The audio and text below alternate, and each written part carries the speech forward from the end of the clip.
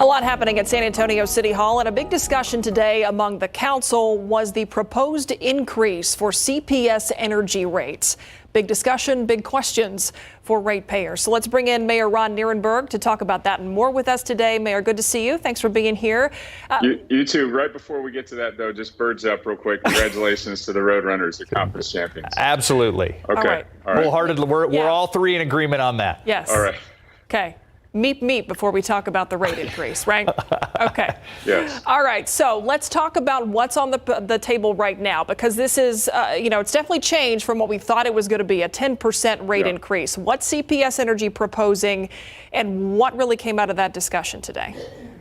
Well, I think today was a great discussion. We did get the official staff recommendation from our public utility liaison, Ben Gorzel, and that is to support what would be a 3.85% rate adjustment to the base rate for CPS Energy. And the important part of this is it's obviously much different than the 10 plus percent rate increase that was being proposed or was getting ready to be proposed. And the important part to note is that this is a rate adjustment that represents financial stability, what they need right now to make sure that they're keeping up with the basic operations and maintenance and the weatherization that's needed to, again, be prepared for winter storms and summer surges. What's not in here, however, are the things that we need to be discussing as a community, which are underway right now, and that is the fact that CPS Energy is about to retire a significant amount of generating capacity, old gas and steam turbine plants over the next 10 years. Those need to be replaced in order for us to continue to generate the electricity needed for our current population and certainly for the growth. Those are discussions that we need to be having as a community, and we've got committees and public hearings set up to do that, but we don't want to assume the answers to those discussions until we have them. And so the rate adjustment that we're looking at right now that's being recommended is simply that, to keep the operations and maintenance going, to financially stabilize the utility, which we all own here in the city of San Antonio. And when you talk about generating capacity, I'm guessing that means we could see more rate hikes down the road, depending on what is determined to be the best way to fill that void with the energy generation.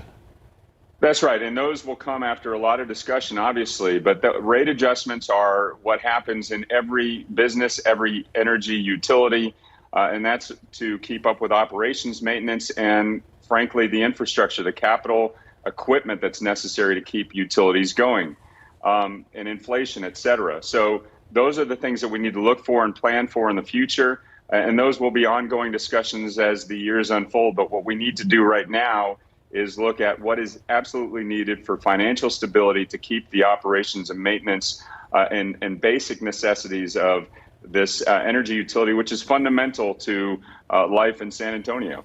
So in addition to the 3.85% rate hike, there's also a roughly 0.8% fee in there. Explain to what the 0.8% fee is going to go towards. Is that more making up for what happened last February with the outages?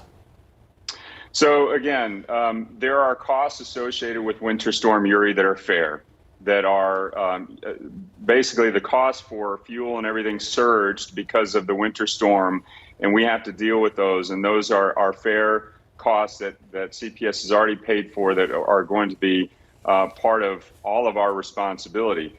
The things that are not in there, however, are the costs that were unconscionable, that were being gouged basically across the state from suppliers and generators that are being saddled onto residents across Texas. Those are being litigated because they were admitted to be errors in many cases, and they're unconscionable. So we are challenging those, and we don't want to saddle those onto ratepayers. We want to make sure that we're doing only what is basic, what is necessary for the utility to operate. The part of these increases that are to offset those costs of that February storm, once that money is essentially recouped, should customers expect that portion of an increase or fee to go away? So again, the money that has been spent by the utility is the invoices that have been paid because they're fair, they're reasonable, and those are costs that have already been taken care of by CPS. However, as with any part of the utility, the costs are borne by the owners, all of us, the citizenry that uses the electricity. That's what's part of the rate, and that's what is part of every energy bill that goes out in the community. So what's not part of it, however, are those costs that are being litigated, that are being disputed, and those things will unfold hopefully in our favor because they're unconscionable. And we want to make sure that the CPS Energy utility is fighting on behalf of the public that owns them. So that's what's going on right now. What's happening in the future with regard to the energy utility need to be ongoing discussions about how are we going to produce energy in this community? Are we going to do what we said we've done, which is to be reliable, affordable, and also environmentally sustainable? Those are the challenges that we have to cope with in the future. It's going to be a long discussion ongoing throughout the life of this utility, but we don't want to assume the answers to a lot of those questions. We want to take care of the basic necessities first, and that's what this rate adjustment is representing. But there is a 0.8% fee that is also being proposed in addition to this rate hike.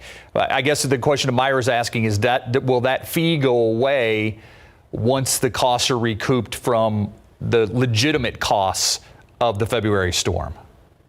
So I think you're referring to the fuel adjustment charge, and that is a natural pass-through for fuel adjustments, and fuel are passed through to customers. They are paid.